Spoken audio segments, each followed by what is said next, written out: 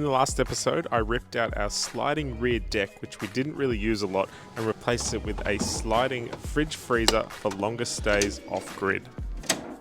So to run this new fridge and freezer full time, I'm gonna need a bigger power bank and solar array. So I'm gonna replace this 135 amp hour lithium battery that I've had for 4 years now, and it's starting to lose a bit of its grunt with this awesome 200 amp hour lithium battery from the awesome guys at Kickass. And that is not all. So I can't fit more solar on the roof with the deck down one side to give this battery a little bit more extra charge on those cloudy days. So the way I'm gonna deal with that is I've got a portable folding solar blanket, and I'm going to install this in a way that I can pull it out super easy on those gloomy days, or where we've parked in an area where the solar just doesn't get the sunshine it needs to charge the battery for both the fridges now. So I'm going to have it on an Anderson plug at the back, and it's just going to be a quick plug and play. So I'm going to go through how to install this now, and how I'm going to install the solar blanket and the Anderson plug, and show you some of the features of this awesome battery. This video is brought to you by my brand new online course, Vanbuild Academy. More on that later.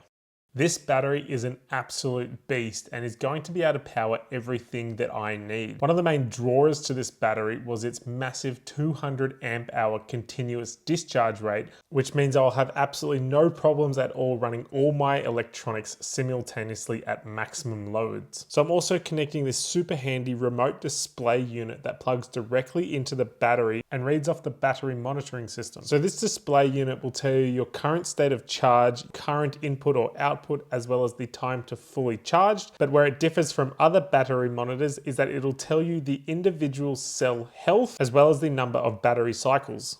Okay, because I'm putting in an even bigger battery, I'm upgrading the cables in my van for my battery cable. So I'm going with a 0 gauge or 50mm square, which will handle about 200 amps. And that's the maximum that that battery can put out. The maximum load that I have in the van now anyway is around about 160 amps, and that's from my inverter at a full load of 2000 watts. So this cable will be perfect. And you wanna make these cables as short as possible. Firstly, because they're quite expensive, as this is about $30 a meter and you need a negative and a positive. And secondly, because the longer the cable, the higher the voltage drop, especially at these really high currents, which means you're going to need a heavier duty cable, and the price just goes up from there. This specific cable is 0 AWG, or around about 50mm square in the metric terminology. I need to use a 50mm square lug so it'll fit nice and tight. So first we need to strip the cable. So you just need to line up with where the cable's gonna end up, and you can get proper strippers for these, but most people don't have them, so I just use a box cutter and roll around the edge nice and lightly to make sure not to cut into the cable, and then cut one line laterally down, and then you can peel the whole insulation off without cutting into any of the copper cables. So there are essentially two main ways to connect a lug to a cable. The first is by crimping, and you can buy special crimping tools that apply a strong, even pressure around the metal, but most people don't have those, so the next best option is with solder. So that's what I'm gonna do. Solder is more of a chemical bond, but it makes a really, really strong electrical bond. So what you're gonna need, firstly some solder. This is quite thick solder because you're gonna be using quite a lot of it, and it's got flux built into the solder, which is important. A torch. Now the heavy gauge stuff takes a lot of heat, so I'm using MAP gas. You can use a butane or a propane torch, but it takes much, much, much longer. So if you're gonna be doing a lot, a hotter torch is a lot better. And then thirdly, you need some heat shrink. If you have electrical flux, which is a cleaner for the metals and it allows the solder to run more freely, you can dip your copper into the flux, but I don't have any, and this solder actually has flux built into it, so I won't worry about that step. So I get my lug and I insert it on my wire, and I want to make sure I get right down onto the edge, and that's important so the solder doesn't actually run out when you're doing it. Next, you want to secure the cable upright. So I just got a clamp here, quick clamp it to the bench so it sits nice and vertical. And then the last thing you want to do is get a wet rag, wrap it around the bottom of the lug to protect the cable from getting too hot and melting. You want to slowly heat up the lug until it allows the solder to melt inside, and then you keep just feeding the solder in until no more solder can fit in, and you know it's fully encapsulating the wire. So I just want to apply even heat around the lug, and you'll hear the water from the rag actually starting to steam. And now at the top of the lug, there is a little hole, and that's where you feed the solder into. Okay, there it goes.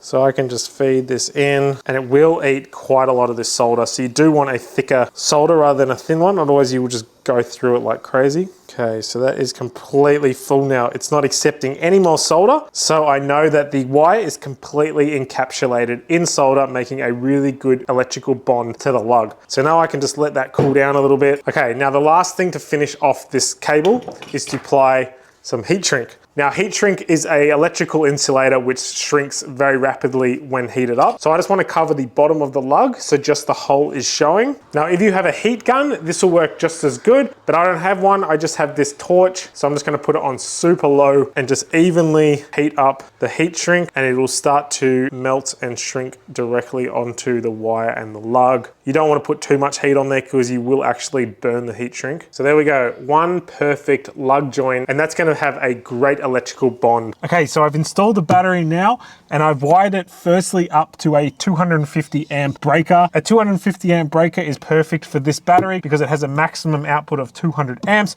and you want to add that 25% buffer. So all I got to do now is I got to secure the battery down, and I've got some tie down straps for that, and then I got to install the battery monitor through the wall here.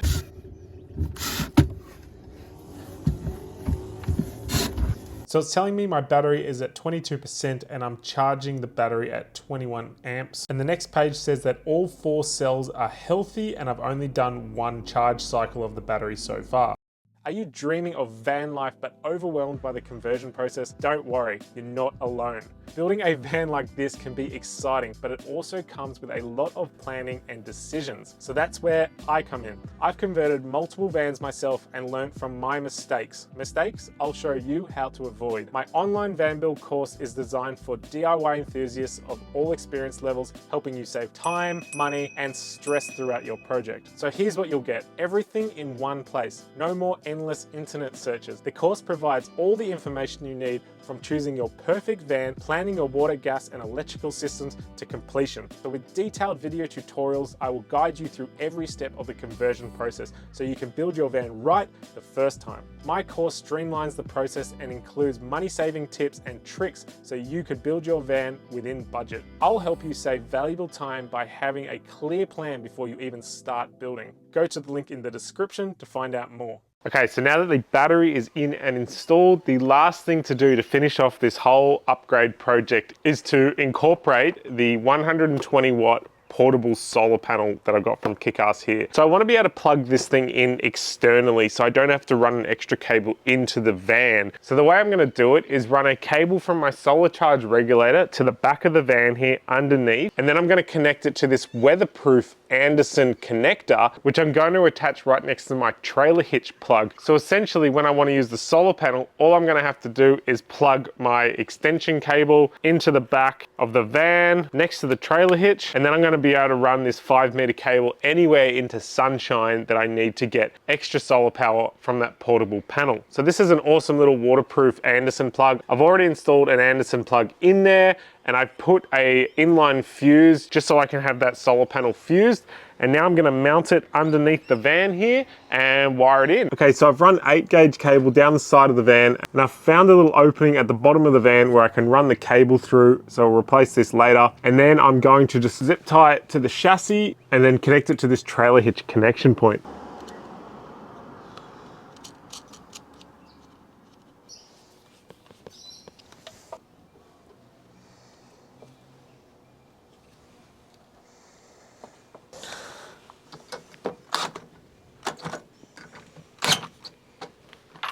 For the best electrical bond and a better weatherproof join, I'm soldering the Anderson plug to the 6-gauge cable and then covering the electrical bond in heat shrink.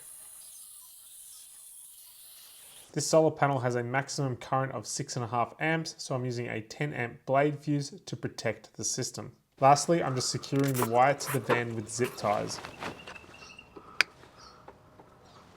Okay, so I've installed my weatherproofed Anderson plug underneath here. So now what I'm going to do is plug in my extension cord I'm gonna run it out into the sunshine. It's a pretty good example today. My van is in the driveway and the solar on the roof is actually in the shade, but there's sunshine over there that I can reach with the portable solar panel. So I'm gonna see how much more I can get out of my solar by just running this portable solar panel now.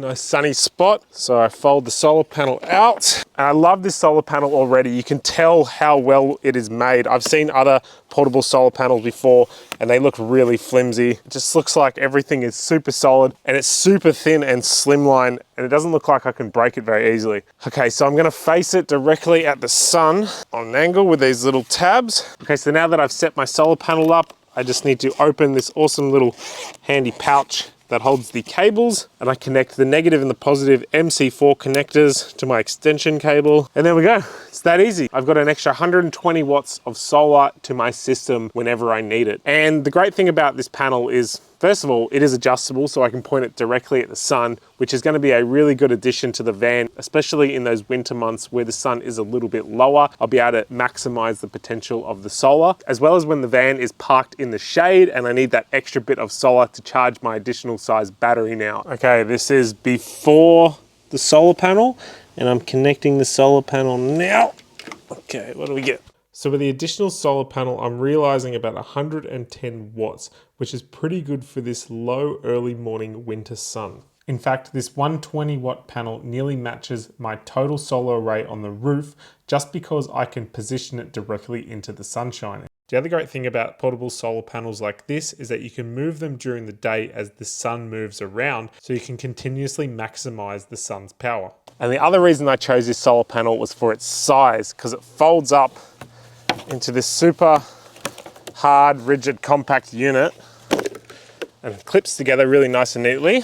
And then I can actually store this behind the driver's seat out of the way where I don't really store anything else because it is so slimline, so it doesn't take up any other storage space in the van. Okay, so I've upgraded my refrigerator storage, I've upgraded my battery, and I've upgraded my solar setup. If you'd like to get any of the products I've used in this video, I'll leave a link in the description to where you can find them. But if you got anything out of this video, the cheapest way to show appreciation is just to hit that like button, subscribe for more content like this, and if you want to find any more information about my Vanbuild online course, see the link in the description on how to enroll.